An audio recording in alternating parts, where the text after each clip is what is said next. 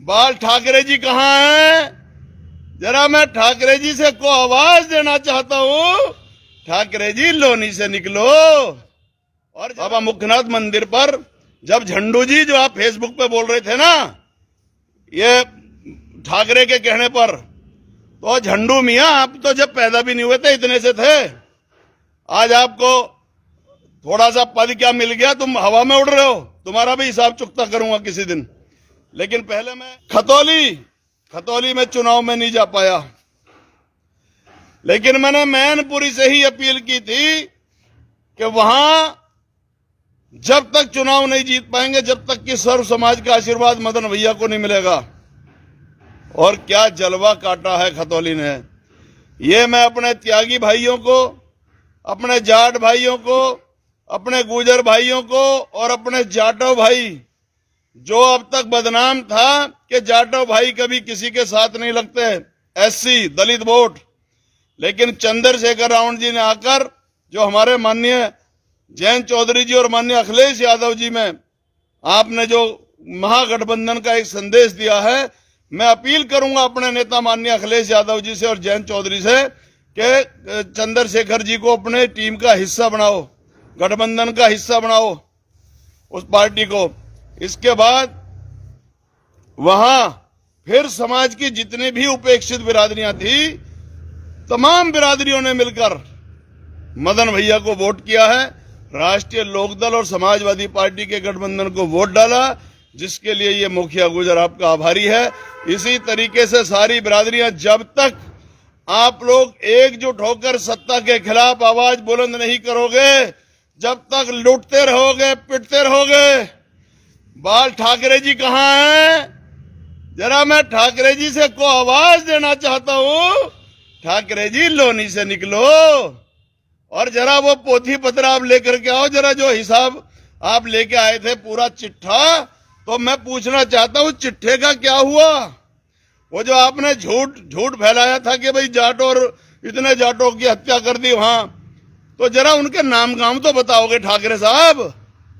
बाल ठाकरे जी, ये आपकी पार्टी का पिंचर होना शुरू हो गया है और इसकी शुरुआत दिल्ली से हो चुकी है, देश की राजधानी से, जहां से ठाकरे जी आपकी पार्टी भारतीय जनता पार्टी का सुपड़ा साफ हो गया, वहां आम आदमी पार्टी जीत गई। और फिर उसके बाद तुम्हारा वहां से मामला खत्म, हिमाचल से वहां कांग्रेस सत्ता में आ गई। ये राहुल जी की जो पदयात्रा है, ये कुछ गजब ढाने वाली है। और ठाकरे जी, अब आपका नंबर आने वाला है।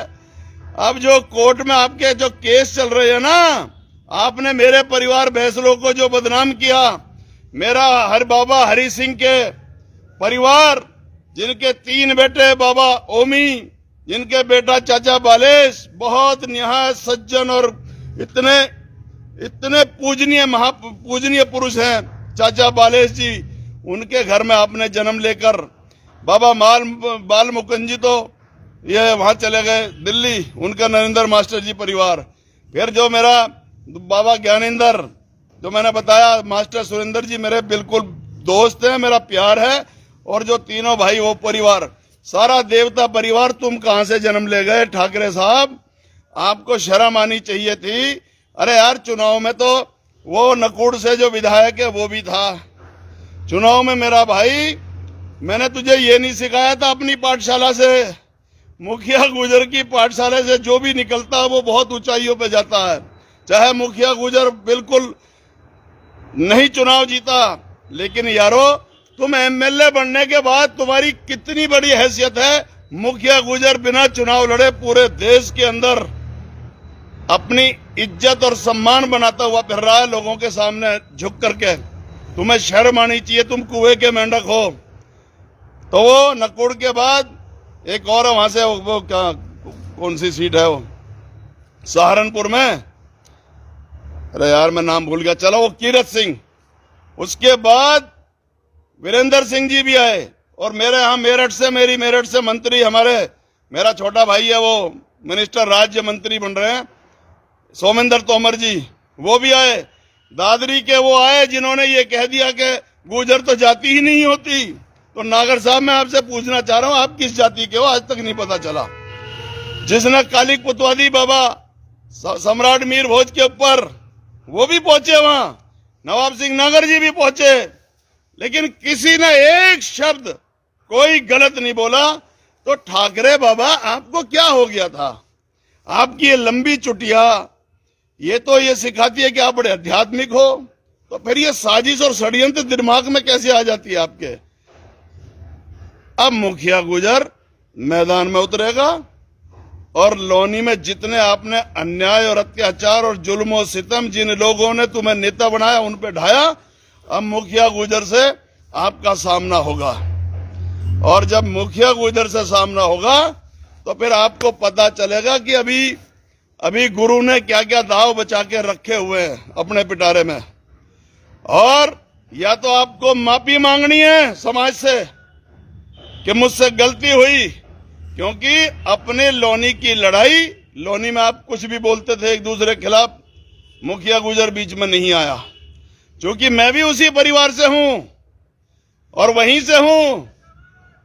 एक झंडू आपने बैठाया था वो बराबर में मेरे खिलाफ, जो इस पे बोल रहा था फेसबुक लाइव पे, वो कह रहा था कि भाई इनका तो रहने वाले दिल्ली, मैं दिल्ली का हूं और जन्म लिया मैंने डेढ़ों में, दलूपुरा मेरा गांव, लेकिन मैं बैसला ऐसे हूं कि मेरा बैसले जैसा पूरी दुनिया में, पूरे देश में, मेरी बिरादरी के अंदर ऐसा देवता गोत कोई दूसरा नहीं हो सकता जो अपनी आन बान शान की खातिर लड़ना मरना जानते हो। इसलिए बाबा मुख्यनाथ, तमाम हमारे बैसलों का वहां पर गुरुद्वारा है। बाबा मुख्यनाथ मंदिर पर जब झंडू जी, जो आप फेसबुक पे बोल रहे थे ना, ये ठाकरे के कहने पर, तो झंडू मियां आप तो जब पैदा भी नहीं हुए थे इतने से थे।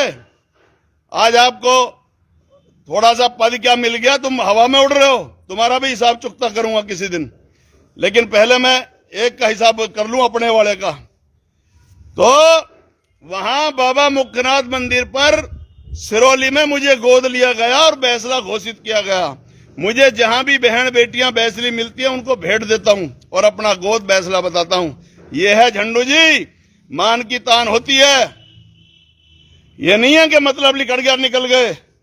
मैं कभी सिरौली से लेकर और उस लोनी की धरती को जीवन में नहीं भूल सकता, जिसने मुखिया गुजर का नाम लोनी से लेकर और पूरा बागपत का क्षेत्र, जिसने मुखिया गुजर का पूरी देश दुनिया में नाम रोशन कराया, मुझे पहचान दी, उस पावन धरती को नहीं भूलूंगा।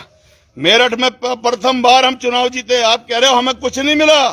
एक तो मेरी उम्र 68 साल बता रहा था झंडू, मेरी उम्र अभी 52 साल है। और तुम में, तेरे गुरु में, तेरे चुटियाबाज में, जिसमें हिम्मत हो मुझसे कुश्ती लड़ लो, जहां मर्जी तुम्हारा मन करे मेरे से लड़ लो, चाहे कैसे भी कुश्ती लड़नी हो ऐसा लड़ लो, और चीजों से लड़ना हो जैसे मर्जी आ जाओ, खुला चैलेंज है। तुम्हें हिम्मत है तो अब मुझे बोलो।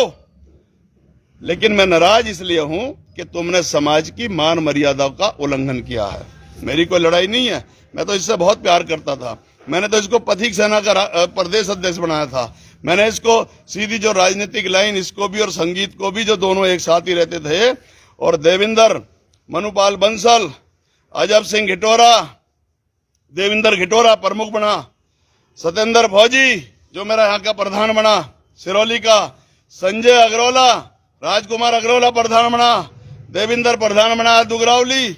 मैंने सबको आगे बढ़ाया, मैंने टांग नहीं खींची सबकी। और मैंने ये जो संजीव शर्मा, ये मेरा अध्यक्ष बना के लेके आया इसको, ईश्वर मावी मेरा भाई है बिल्कुल, इन सबको मैंने आगे बढ़ाया। पप्पू को निगम पार्षद का वो लेके आया, AK पंडित को मैंने आगे बढ़ाया, अतर सिंह को पार्षद बनाया। अब मेरठ में हूं तो मेरठ में भी बना चुका हूं और आगे भी बनाऊंगा। कई बना चुका हूं मेरठ में भी, और अब देखना मैं वहां गया हूं अमरोहा की धरती पर, वहां कई बनाऊंगा। मेरे हाथ में कुछ जादू है जो मेरे ऊपर नहीं चलता। लेकिन बेटो चिंता मत करो, तुम MP MLA बन गए, तुम्हें कोई नहीं, सिर्फ यहीं तक तुम्हारे कुएं तक जानता है। मुखिया गुजर को जरा गूगल में सर्च करो कि देश दुनिया में कितना मान सम्मान है और कहां तक पहुंचाया। सिर्फ किस लिए? क्योंकि झुक के चलता हूं समाज के सामने ऐसे, और हर बिरादरी का सम्मान करता हूं। पद मिलने के बाद अबे क्या बेचता है MLA, तुम्हारे जैसे 6 MLA मेरे पास लाइन लगा के खड़े होते थे पर्ची लेके कि साहब मुझे यहाँ मेरी सड़क बनवा दो, मेरा यहाँ रास्ता बनवा दो, मेरा यहाँ बनवा दो। मुझे भगवान ने वो इज्जत दी, और वो भी मेरठ की क्रांति धरा पे जिला पंचायत अध्यक्ष का पद क्या होता है। कहते हो कि इन्हें कुछ नहीं मिला, पार्टी में तो ठोकर मार दी थी मैंने तुम्हारी में, जब मेरे पूर्वज सम्राट मीर भोज जी के मुंह पे काली पोती गई थी। और तुम लोग चाटुकारिता कर रहे हो, तुम चाटुकार रहोगे सारा जीवन, MP MLA बन सकते हो, लेकिन बेटो लीडर नहीं बन सकते। मुखिया गुजर का नाम और पूरे देश दुनिया में जानो, और इसी हुंकार पर मदन भैया को जिता, वहां के लोगों ने जिताया, और वहां अपील करके आया, वहां जहां भी चला जाता हूं वहीं जीत होती है। और अब लौनी की भी कुंडली खंगालूंगा दोबारा, क्योंकि लौनी की जनता बहुत परेशान है। अब लौनी की जनता को उसका हमदर्द बन गया, मिल गया वहां, जो कि यहां भी विधायक रहेंगे और वहां भी रहेंगे, और मेरा सपोर्ट रहेगा। यहां लौनी के लोगों के लिए मेरा सपोर्ट रहेगा।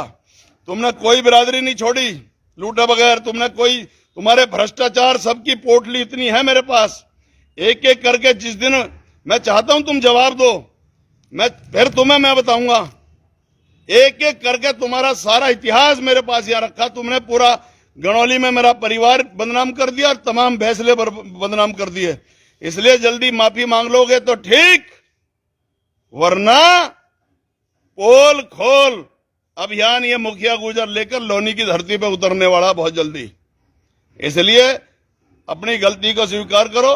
तुमने समाज की आन बान शान को ठेस पहुंचाई है, सारा समाज दुखी था कि भाई ये क्यों।